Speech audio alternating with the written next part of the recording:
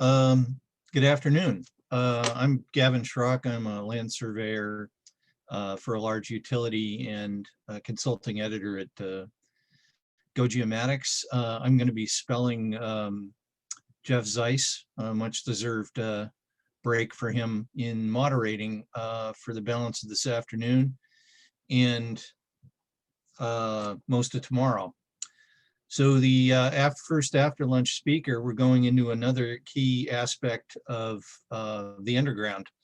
The underground really is the final frontier, and we're seeing the fruition of so many of the elements that are going to make this viable for AEC, the digitalization of AEC moving forward. For instance, thank you again, Alex and Antoine, for your presentation. It's wonderful to see digital twinning outside of industrial and plant environments reaching a reality in AEC, and the underground's a key part of that.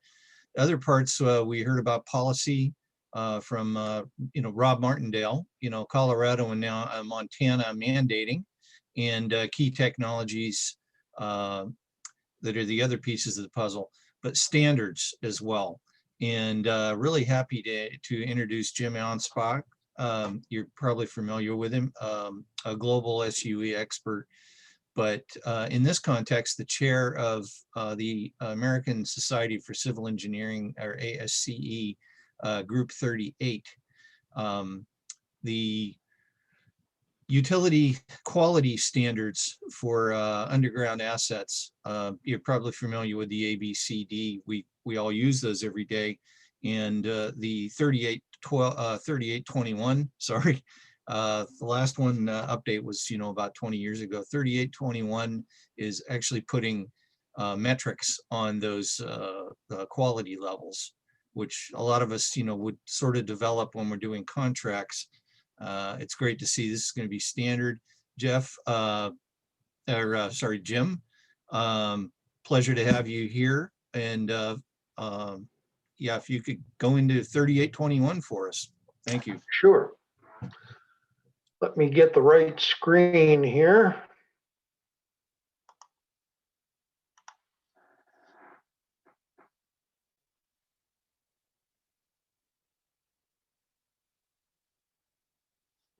Just a second.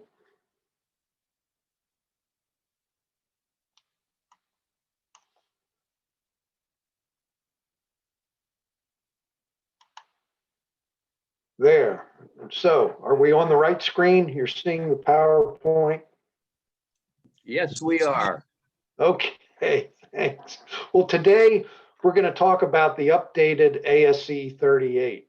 It's, as Gavin mentioned, it's been a long time coming for this update, but we really wanted to incorporate the very fast changing technology and practices around the globe, really, in this update. And every time we thought we were getting close, there was another big technological advance of some kind or practice advance, and we had a tough time catching up.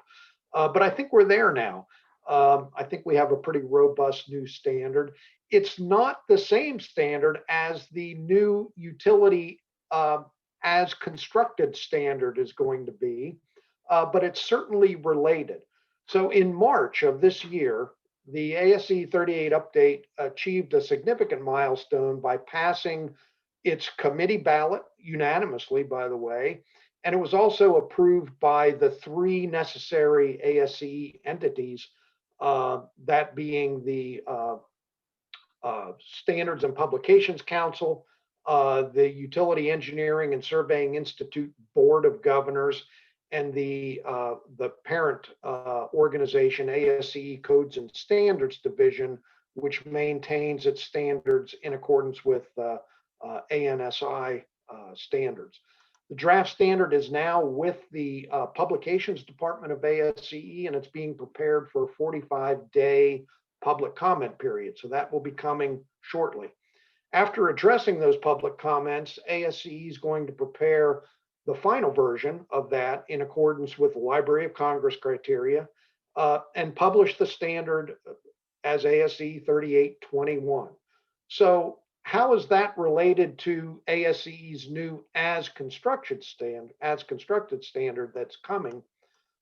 In 2012, at the request of the National Academy of Sciences, ASCE began assembling a committee of broad stakeholders to create the US version of a utility as-built standard. Of course, Canada was way ahead of us in that regard, having published its version, CSA S-250, back in 2011.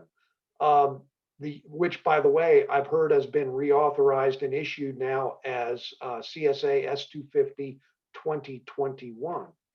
The US version, called Standard Guideline for Recording and Exchanging Utility Infrastructure Data, is on the same timeline as the republishing of ASCE 38. So they should come out just about the same time. We can't call it an as-built standard. We ran into that roadblock in the US because several state statutes conflict with that terminology. They spell out what is an as-built in their state statutes, and it isn't what we would think would be an as-built. So we didn't want the lawyers in the US to get a hold of that and say, well, we can't use it because it's using this term that we defined already in our statutes. So we're going to refer to it as what it really is anyway, as constructed standard. It'll have its own number. We don't yet know what it'll be, but it'll be something like ASCE 6821 perhaps.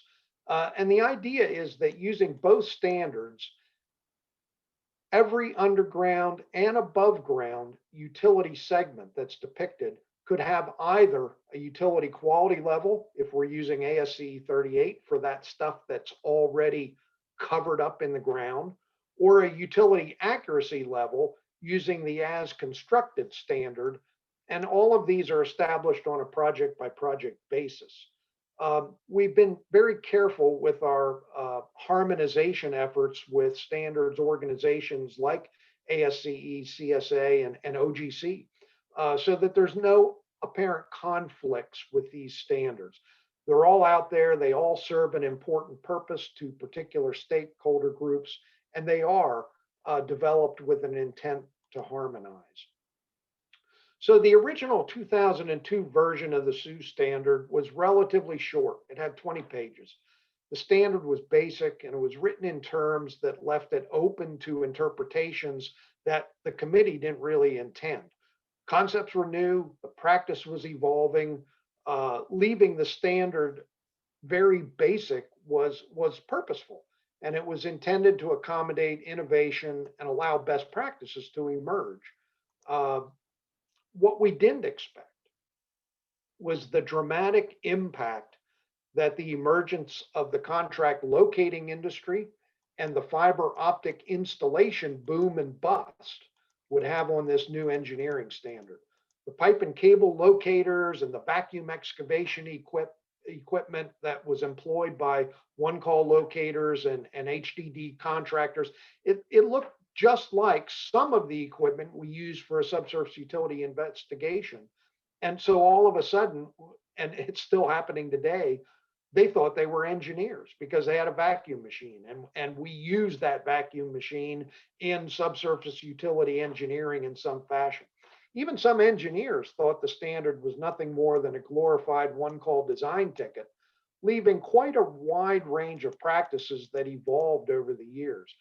The changes to ASCE 38 standard that are coming are subtle but powerful, and primarily intended to clarify that original intent and incorporate the experience of 20 years of practice to better illustrate those original concepts. The CSA standard, CSA S-250 21, which you'll hear more about tomorrow, is primarily about how to create a better utility record during new construction and when the utility is exposed and can be surveyed. And that's really the same intent for the new utility as constructed standard. ASCE 38 is referenced in the existing Canadian standard as the one to use for legacy underground utilities. I didn't want to take a lot of time with the new ASCE as constructed standard because it's in American feet not meters. It's not metric. So you have your own as constructed standard up there. We have our own south of your border, and they all three work together very well depending which country you're in. So ASCE is going to get a new title that's going to be more descriptive of its changes. The number will stay the same, ASCE 38, but we're replacing some words, exchanging words. We're changing the words, the collection, with investigating. So changing this speaks directly to the fact that you're investigating to find out the things you don't know yet, rather than just collecting data that you've been able to find. An investigation really infers analysis and reporting. And the objective of an investigation is to be thoroughly proactive and take data from all sources you can and compile it and harmonize it together. Even things you didn't expect to find, or that, quite frankly, you don't quite understand at this point. Next, we replaced depiction of with documenting. A depiction implies an attempt to communicate through graphics and symbols, but documentation is a little bit broader, and it might include reports, pictures, spreadsheets, analysis, and more, as opposed to just a GIS or CAD drawing or depiction. For example, if I dig a test hole and I don't find what I'm looking for, do I depict a symbol where I dug the empty hole and that's it? Or do I document the details of where I looked, how deep I dug, and what I encountered in the effort? The nothing that I found and the volume that it occupies has value, because I know now there's nothing at that location at that depth. If my client is designing a new installation, this vacant location may be a very valuable piece of information. So we document it. We look actively for record utilities not of record or that don't have visual evidence. Our goal is to find everything within the project limits using all available sources of geophysical and other information, and make good judgments as to what it may be without jumping to an unsupported conclusion, because we know it's a mess down there. We've seen those pictures today, which some of them are were pretty fine pictures. Finally, we replaced subsurface utility data with the generic utilities. The utility investigation isn't limited to the underground realm. You know, it's a network, right? It doesn't stop at the ground surface, and it doesn't exclude documenting overhead utility information. The observable features and attributes of above ground utility infrastructure reveal a great deal of valuable information. And an increasing number of our clients for projects need to have that complete utility picture that can be used for utility conflict management, like Rob talked about, relocation cost estimates, and more. An effect on the underground portion or the above ground portion may affect the whole network. So the new name, Standard Guideline for Investigating and Documenting Existing Utilities, actually explains a lot of the changes and clarifications that are embedded within. So before we take a closer look at what's changed, let's first look and see what's remained the same. We still have definitions, although some of those definitions have changed quite a bit. We still have the 4 utility quality levels, although their definitions are enhanced and couched in terms of relative unquantifiable uncertainty. And that's really what all of this is, relative unquantifiable uncertainty. We still have examples of deliverables and standard attributes for documentation on a utility plan set. We have a section on the roles and responsibilities of the engineer and the project owner. We've retained the section on the return for investment, but we moved it to an appendix where it belongs. We have the appendix on geophysical methods, although it's been updated, although we don't have some of the 4M stuff in there. We're not quite sure yet if that's geophysical or not, but we're working on those kinds of things in the next update. So what is different? Well, we put enough context into the standard that if it's followed, it will give the users the information they need to make good design decisions, even if they know little about utilities. Sadly, that's the case with many design engineers because we don't teach utilities, utility engineering anywhere in our universities, right? I mean, it's hard to find that. We learn it on the job by making mistakes. Well, we don't want mistakes, so we put enough data into this standard to maybe help that along. Taking into account the design mission and constructability issues. If we think about our original purpose in creating this standard, it was to meet these two performance goals.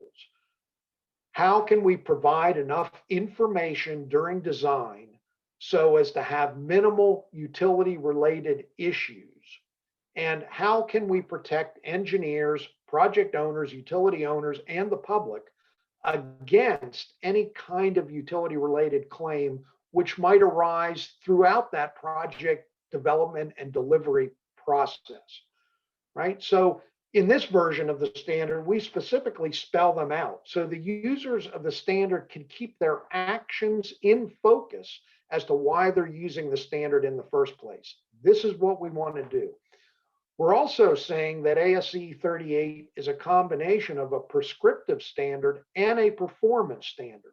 So chapter 4, which says these are the minimum actions you must do to attempt to achieve a particular quality level, that's prescriptive. You have to follow it. Miss one step, you can't achieve that quality level.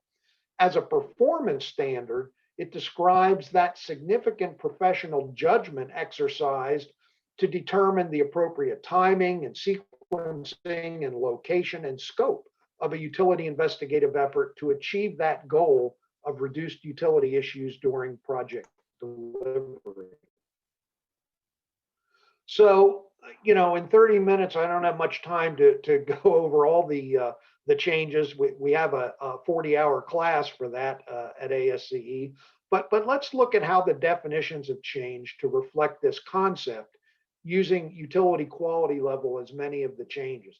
You can see here the definition has changed a little bit. It is a value assigned by the professional, right? It's not something that's assigned by a particular piece of equipment or the GIS operator or the operator of the pipe and cable locator. It's a value assigned by the professional of a utility segment or subsurface, in other words, buried utility feature that identifies the relative uncertainty of a utility segment or utility features existence and actual location to that of its documented location. So, you know, what is real and what is digitized fiction,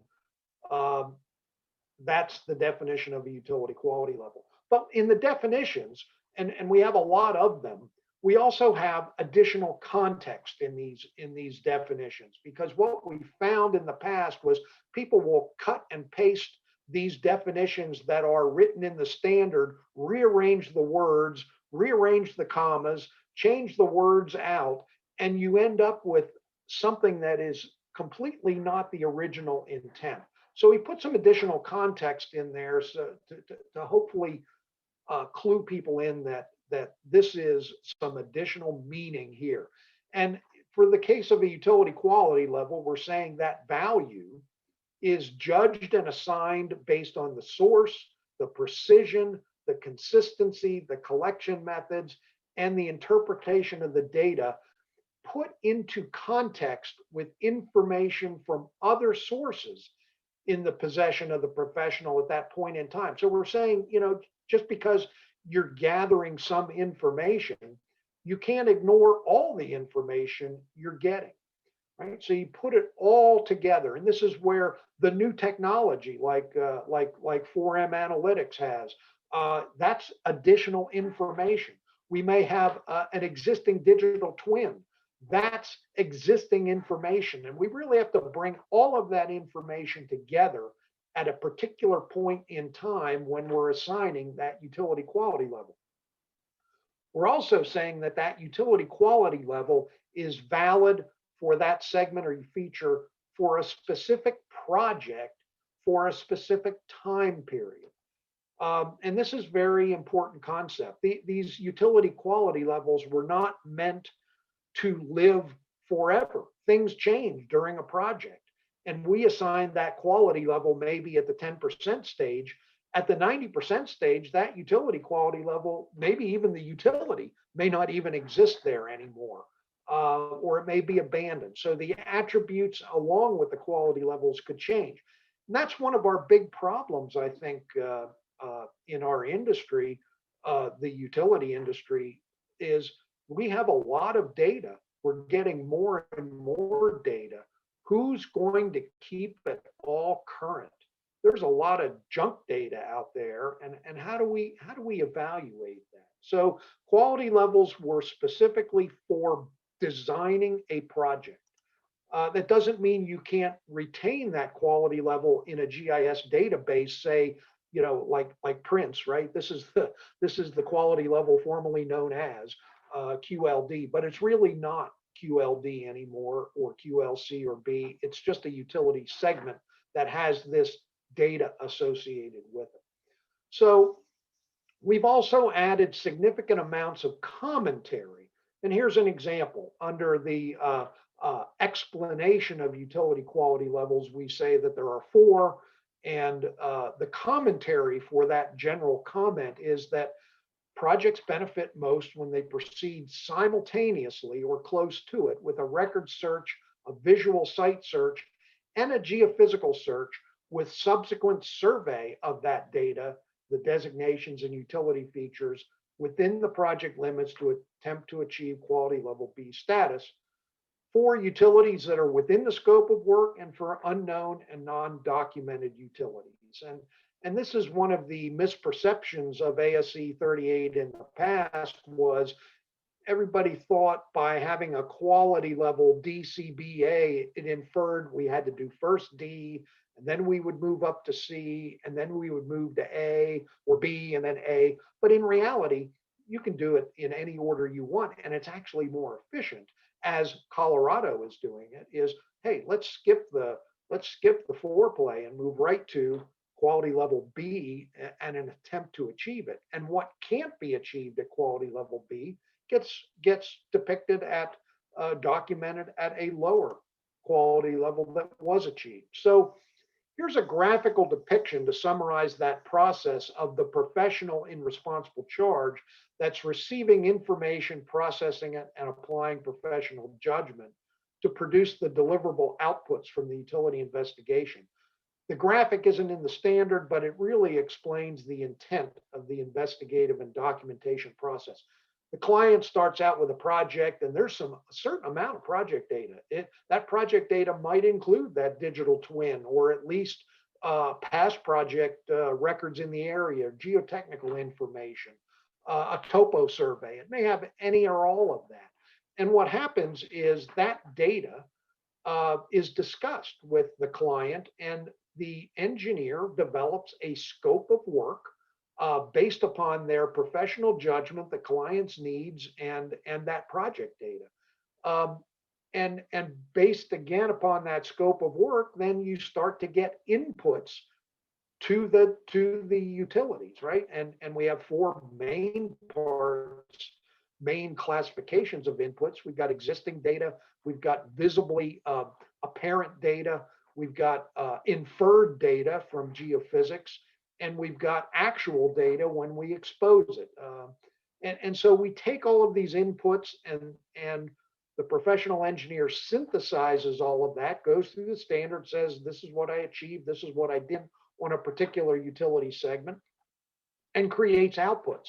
And those outputs are utility segments at different quality levels, and they get higher and higher quality as you go from D to A. It doesn't mean they're more accurate, but they're more certain. You may have quality level D data that is really close to reflecting reality, But the quality level D isn't about how closely it reflects reality. It's about how close or how well you can define its certainty as you're doing it. So anyway, the outputs then are utility drawings and a utility report. So one new concept is for making professional judgments based upon non-utility information that may infer the presence and location of a non-recorded, non-detectable utility, such as an existence of service, say a plastic water line without records or trace wire feeding a house. In this graphic example, a road repair patch may indicate a probable utility segment, or it may not. Let's take a deeper look at that. In the upper graphic, we've got that water main at quality level B. We were able to get a signal on it with whatever means that was. GPR, pipe and cable locator, really doesn't matter what geophysical tool was used, but it's a reliable signal, we deemed. And there was a break in that signal. It disappeared for a short section. And then it continued again. And the question that should be immediately raised is not to connect the dots. Connecting the dots is dangerous when we're dealing with the project design. So what we have to infer is, oh, look at this repair patch. It seems to correspond exactly with these breaks in the designated signal. Therefore, perhaps using my professional judgment as the PE, I can say, you know, I bet you they cut in a new piece of plastic water line. Let me call the utility owner and see if they can confirm. And so we've got, we couldn't image the utility for whatever reason within this patch, but we see the patch and it lines up. So what we can do is show that at quality level D, even though we didn't have a utility segment. We had something that indicated a utility segment. We're seeing a lot of this now with the multi-channel GPR radar, where we're seeing the edges of trenches, but not the crowns of utility structures. We've got to do something with that. It's good information, but that information should be synthesized by that professional who's putting his stamp on it saying, if I made a mistake in this judgment, I've got to pay for any and all of the consequences of that mistake. That's a pretty big burden to bear. In the bottom, we didn't have a loss of geophysical signal. And so the thought would be, well, we have a repair patch or we have a patch. What is it? And there's no real reasonable assumption that perhaps it's been replaced in that area with a new plastic segment. So that's a little bit of explaining both the judgment and some of the changes in the content of the standard for quality level D. Quality level C has always been the most difficult quality level to explain. The quantity and the density and the positioning of a utility's visible and surveyed structures, along with the other attributes like size and probability of changes in direction, all have to be addressed. One aspect of this is actually opening accessible structures and seeing what's in there. Excuse me. So for quality level C achievement, we say that for situation, yes. Jim? Yeah, you've got about 5-minute hard limit. Yeah, okay. Cool, thanks. Almost there. So for the utility feature that has a likely underground chamber, you've got to expose that and figure out what the anchor point for the actual utility segment is. It's not the structure you see that's quality level C, it's the structure you can't see that is the quality level C. So in this case, you can envision that if that structure has some space under it, the actual quality level will shift. And guess what? If you use these geophysical sensors, your eyes, and you can visually show that it's straight between those two segments, you could actually upgrade it to quality level B. So what we're also saying in the new standard is the size of the underground vault has to be documented. It takes up so much space And space is really what we're looking at as a design engineer. What space is out there that I can use or can't use? So we're saying document the size of the vaults. And when you end up with all of that, you can, in fact, put together a 3D model that actually is really close to reflecting reality. And where it isn't, we know that because each of these segments will have a utility quality level that says this is the certainty of my information. So with that, I'll leave it open for any questions.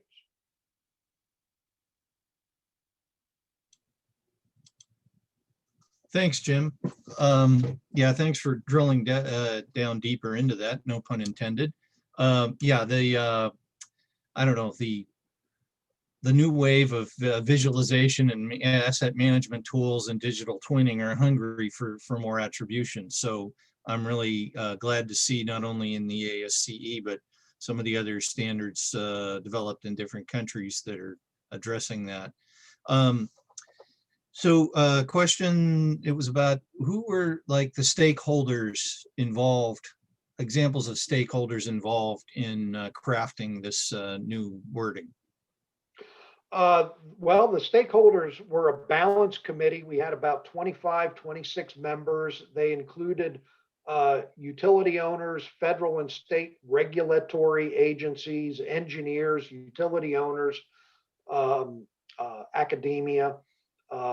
We had representatives from CSA and in England, the PASS 128 committee. So we had a pretty broad range of stakeholders that was balanced to look at this. Okay, there's another question that probably would take too long to answer, but well, about liability, you know, now the professional is going to have to stamp something that that indicates an actual precision, and that's, I mean, the old quality levels, because it was a little bit fuzzy, it was prescriptive, not performance based. You got a little more leeway. Was there any kind of anxieties about that it's going to be, performance based? No, because that was always our original intent. And unfortunately, we thought engineers would try to do the best job possible to look at the standard and interpret it in a higher way. Instead, people got a hold of it and said, what can I minimally do? And even maybe less than minimally to say that I met the standard. And they didn't really think it through. And that was our mistake in assuming people would do the right thing when in actuality, most did not. I see.